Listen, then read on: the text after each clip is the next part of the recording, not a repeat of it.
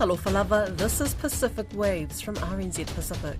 I'm Susana Suisuiki. Coming up, Fiji's Prime Minister reinstates Education Minister after 3 months. Also, we commemorate their commitment, their sacrifice every year on ANZAC Day.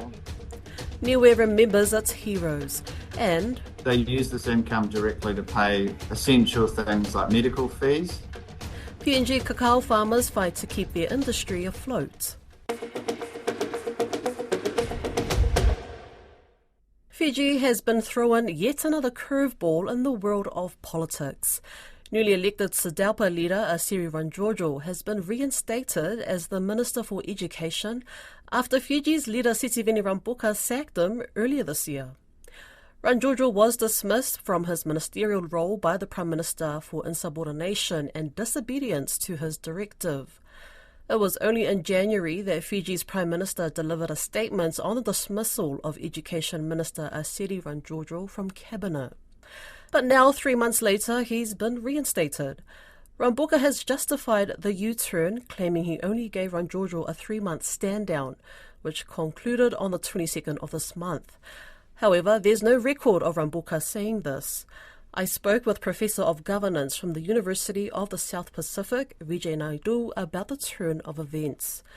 Kia ora, Professor Naidu. What do you make of all of this? Well, I think they're looking at having some stability in the coalition government as they go forward. So it's survival of the government, actually. And this is... and it's good for Fiji as in it ensures stability. So you think stability is the main reason why Rabuka brought Ranjojo back into cabinet? Yeah, it's stability. It's stability and the need for the coalition government to basically get its house in order. Well, Rabuka claimed that Ranjojo was given a 3-month stand-down period after sacking him in January.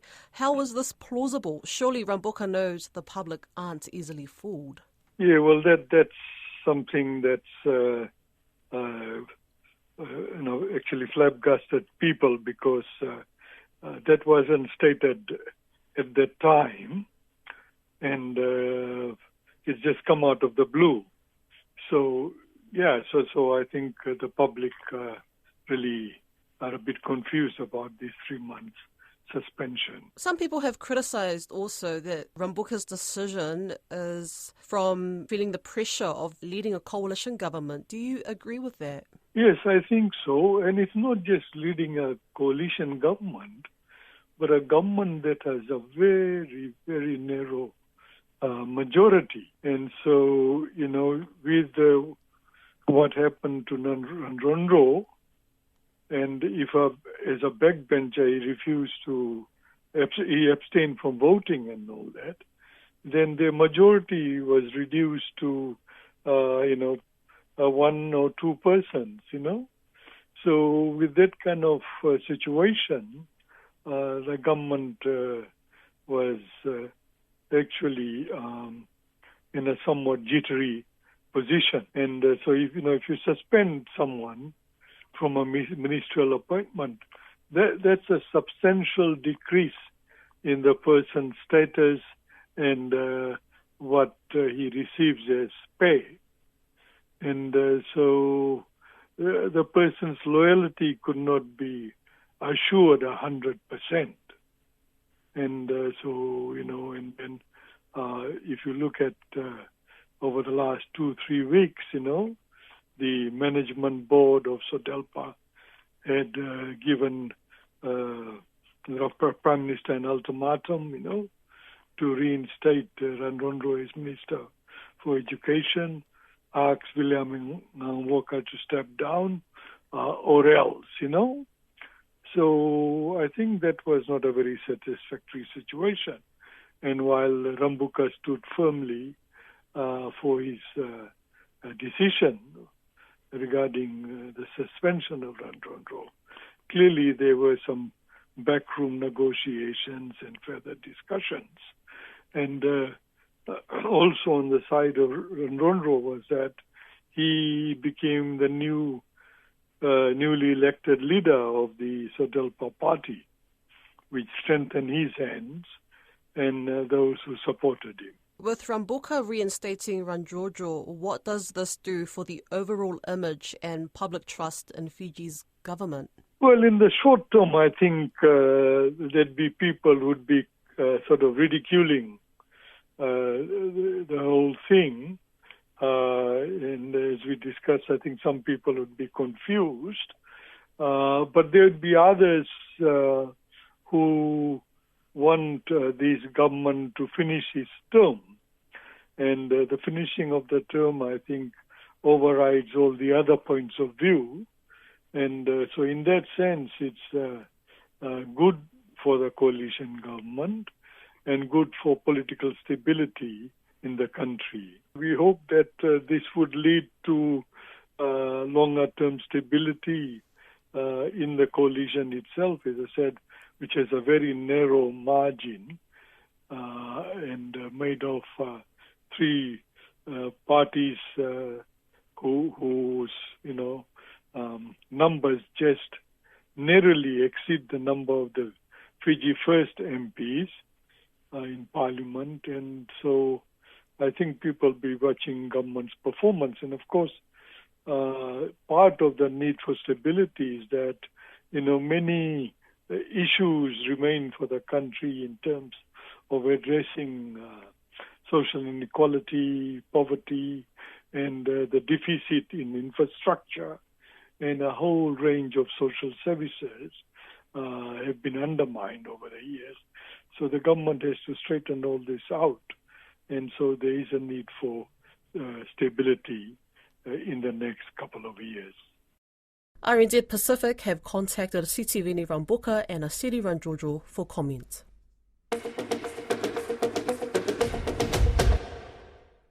Tears are falling in Niue, and descendants of the 150 soldiers who fought alongside the Maori Battalion remember the sacrifices their war heroes made. The head of Niue Broadcasting Corporation says there remains intergenerational scars, as many of the men who were enlisted had never worn shoes, let alone left their tiny island nation. Esther Bavihi told Lydia Lewis that ANZAC Day is always personal, with family connections that run deep in Niue's history.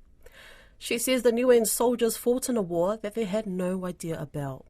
We commemorate their commitment, their sacrifice every year on ANZAC Day. And that's when the descendants of those who returned and the families of those who never returned, who passed away en route to New Zealand, and those who passed away in Europe, we always remember them. That commemoration ceremony will start at 5 a.m.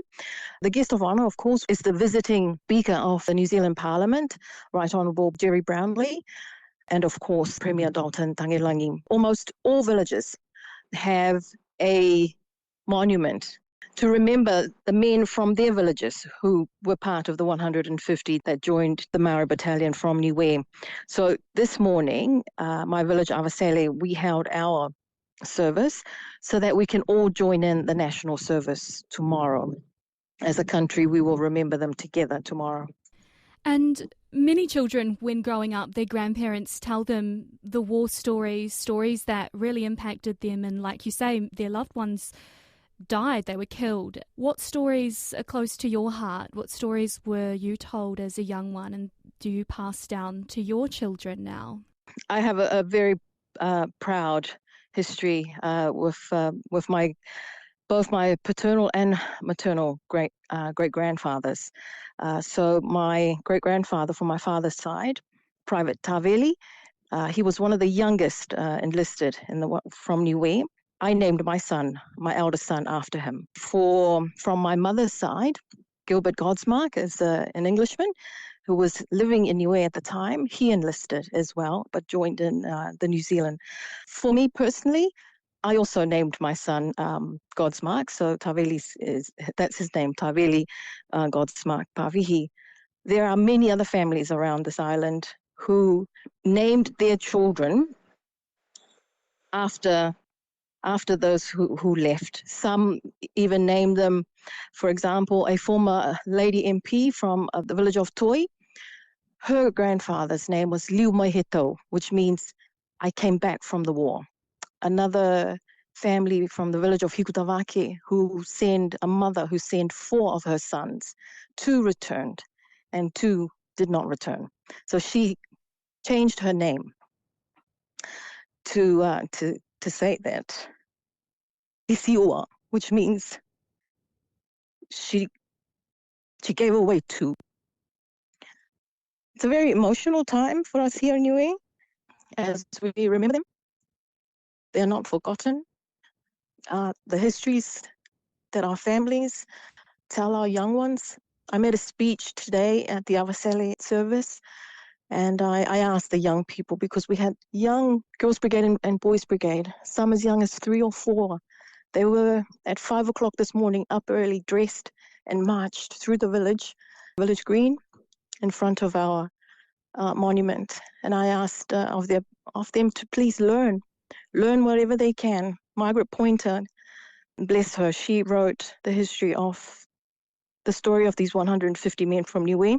That is now a taonga for us and for our people. And it is arguably one of the most valuable history books for Niue and for our future generations, as a reference for them to always recall and go back to those stories of those 150 men, and to think about the young ones who never returned and who were never able to get married and to have children and have great-grandchildren. But my great-grandfather was very fortunate. So I am a descendant, and my family is very proud for his sacrifice, and also my great-grandfather, Godsmark.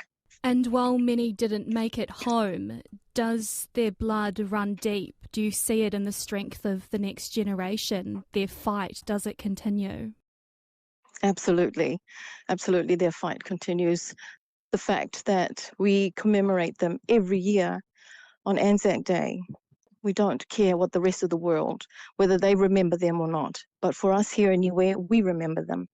And they are the first people to ever leave Niue and take Niue's name out into the world. And for that, we're always grateful. They may have gone to fight a war for a king that they did not know at a time when we had no idea. Well, we know our challenges now as Indigenous people. I wonder what it was. I can only imagine how difficult it must have been for them. The language barriers, the health issues that they had to endure. I mean, almost all of them hadn't worn shoes before. So, those sort of impacts on young men, I can only imagine, with much awe and admiration, and we honour them. That was Esther Pavihi of Niue Broadcasting Corporation speaking with Lydia Lewis. You can also catch Esther in the 2nd season of Untold Pacific History, Episode 1, The Forgotten Soldiers of Niue. Head over to RNZ's YouTube channel to view the series. The Untold Pacific History documentary series is produced by Tiki Lounge Productions for RNZ.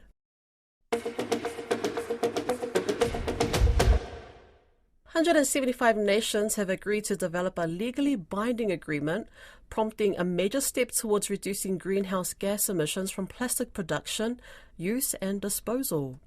Held in Ottawa, Canada from April 23rd to 29th, the last major round of negotiations will bring together the treaty's Intergovernmental Negotiating Committee to draft a global, legally binding agreement by the end of 2024, according to the UN. Alicia Froon spoke with project scientist at the Benioff Ocean Science Laboratory, Neil Nathan, who's been on the sidelines of the negotiations in Ottawa. The negotiations are still early on, but we have seen something that kind of happened with the Paris Climate Accords and the negotiations with that treaty, where rather than having core obligations, universal policies and specifics that are being baked into this treaty, there is definitely a lot of movement for folks in different countries wanting to sort of go the route of national action plans or national implementation plans, essentially where a general, perhaps amorphous, perhaps slightly more concrete goal is set for where plastic pollution and waste management is in the future, but completely leaving it up to countries and individual countries to set their own measures, to set their own policies in place, and that a lot of the definition of sort of what those policies are to be left up to the countries. I would say there's clear reasons why that might be the case. One, people are obviously scared of agreeing to all the same thing in the specific language of the treaty, and it's much easier for everyone to essentially gravitate more towards national action plans. But there's also sort of, equity challenges where you have certain developed countries that have typically and historically had significantly higher consumption rates, significantly higher generation of waste. And then you have developing countries which haven't been as responsible for this part of the problem, and in fact have a disproportionate amount of the burden of the problem, where some of this waste is being shipped there, or the waste is washing, drifting through our seas and washing up on the shores of small island developing states. And so should those countries really be held to the same standards as some of the more developed or more responsible countries? Clearly, issues like that, and this happened with the Paris Climate Accords, is that when we go the route of just national action plans and not ensuring that we have key core obligations, we don't hit these targets. The sort of trying to limit global our warming to a certain number of degrees, and folks agreeing on that limit. The UNFCCC did a recent report and audit of all of the national action plans and found that, even if every single country executed their national action plan perfectly, we still would be over our warming limit. That I could see this treaty, in fact, failing if it does indeed go to only national action plans without core obligations. Right. And so that's the way that it's looking at the moment. You mentioned that a lot of small island nations, and we'd like to know what the data shows and what larger countries are willing to do to step up, because like you said, it's unequal, and the waste contribution is far less in a lot of Pacific Island nations. Plastic is such a huge issue when you think of the likes of Kiribati, Samoa, but there's actually a lot of plastic throughout the islands. And when people come to visit, they're shocked that there's no recycling systems and that there's plastic littered everywhere. And that's also going into the ocean. But then there are also almost plastic islands within the ocean too. That's a huge problem, because that's drifted from larger nations too. And so what can be said for support around plastic and helping smaller nations that don't have the funding? How can we support our Pacific nations who are actually bearing the brunt of climate change as we speak? That's such a critical question. And I'm personally very driven by a lot of this. And I'm a marine scientist by training. I used to study coral reefs. I've spent time in the South Pacific, spent time in Palau and in Indonesia, and have, while snorkeling and diving in some of the most beautiful reefs ever, plastic bag bumps into your face or wraps around your regulator. It really truly is everywhere. And to know that a lot of this plastic is not being generated within the Pacific, within these countries, and that it's coming from abroad, and also knowing that, there's such limited infrastructure to deal with a problem that is being dumped on their doorstep. That's one of the driving forces behind trying to get, essential core obligations to this treaty. And so what I'd say, distribution of funding and the importance of utilizing this treaty to essentially distribute and channel finance from the global north to the global south, where it is needed most, particularly for waste management infrastructure. That's one of the key things that I know lots of countries are focusing on for the treaty. And there have been some pretty interesting proposals for how to do this and how to close this financing gap. The problem is so large that it requires hundreds of billions of dollars in investment that would fund recycling infrastructure, new recycling plants. It would fund, waste management infrastructure across the entire chain, grow the associations and the capacity of waste pickers. One of the key mechanisms that's being proposed right now and is on the table, and I think also has a lot of support, is something along the lines of an international fee on plastic polymers, or a premium on plastic polymers. This is a mechanism that's been proposed. It's been included in the original potential options for the treaty. And the Minderoo Foundation actually recently released a report that has modeled plastic pollution as well through 2050, and has incorporated some of these aspects and what impact it may have. And so when you look at something like an international fee, they've modeled a relatively modest fee. So this would be $60 to $90 per ton of virgin polymer. This is a type of fee that wouldn't be levied on the countries themselves, but rather the producers. So the producers of the polymers, within the petrochemical industry would essentially they paid $60 to $90 per ton of that polymer. That alone could close the entire funding gap and, provide funds that could go into a larger fund distributed to Pacific Island countries, small island developing states, or any developing countries around the world that need assistance dealing with this infrastructure issue.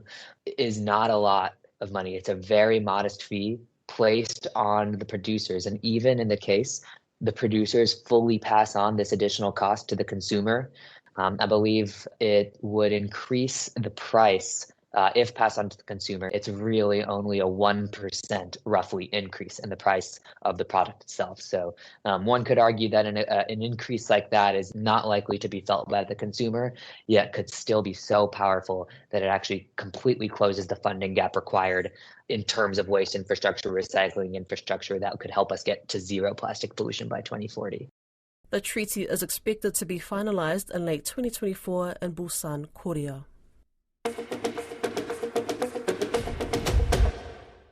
While the price paid for cocoa is soaring due to drastically low yields in West Africa, it's highlighted the fragility of smallholder farmers in the Pacific, particularly in Papua New Guinea.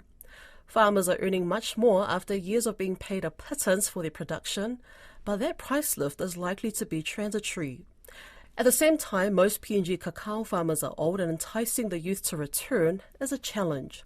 Don Wiseman has been looking at what can be done to make cacao farming in PNG sustainable.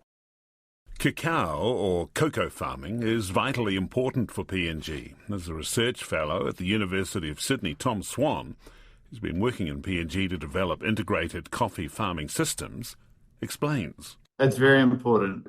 It's around 2 million people. It's their main source of income. So they use this income directly to pay essential things like medical fees and school fees. So it is very much their bread and butter of their personal economies. For one of those farmers, Agatha Igag, who farms near Madang, the impact of the price surge is huge. She says each year she produces between 30 and 35 bags of cacao, and their value is up nearly 400%. 2 years ago, one bag cost about 450 kina a bag. Now 1,700 per bag. Agatha Igag also runs a nursery supplying cacao trees to other farmers.